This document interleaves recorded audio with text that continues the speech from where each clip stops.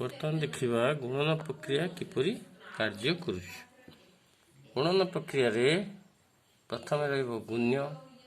ता तलक गुणक एवं गुणन चिन्ह देकी गुणक लिखा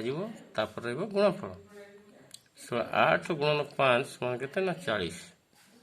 तेणु ये गुण्य के 8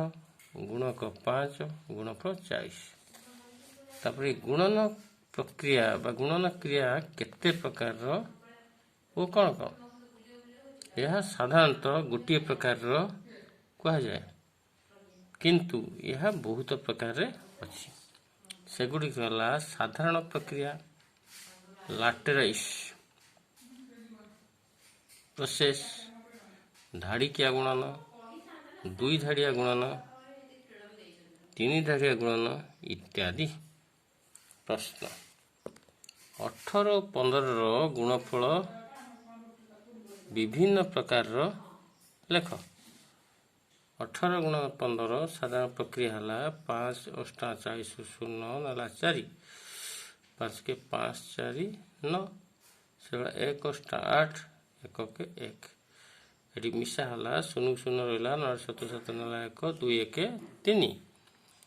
तेणु यहाँ साधारण प्रक्रिया तापर से 18 15 गुणियापाई गोटे आउ गोटे सहज बाट अच्छी एकाथर के 15 पणिकिया गुणा जा पार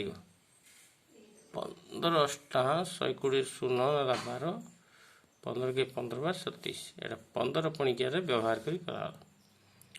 धाड़िकिया गुणन अच्छी धाड़िकिया गुणन रोचे 5 अष्टा 40 शून्य नाला 4 5 के 5 4 9 1 अष्टा 8 9 8 17 7 नाला 1 1 1 2 270 परवर्ती पर्याय धाड़िकिया गुणन डिटेल तार द्वितीय भाग में बुझाई दिज्व। वर्तमान गोटे लाट्रेस गुणन प्रक्रिया देखा ये लिखा 18 एटा 15 ये 1 5 रहा तो आम ये जेकोसी बाटर गुणन कर 5 अष्टा 40 4 शून्य 5 के 5 शून्य 5 1 के 1 शून्य 1 1 अष्टा 8 शून्य 8 तेणु यही क्रम मिसा ये शून्य को शून्य रहा 5 4 9 8 7 7 नाला 1 रहा 1 1 2 तेणु ये शून्य लिखा हेनी 1 1 2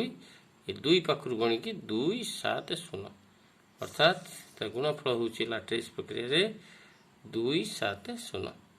वर्तमान यही प्रकार चलला और धाड़िकिया पर्याय गुणन परवर्ती पर्याय विस्तृत भाव आलोचना हो समाप्त।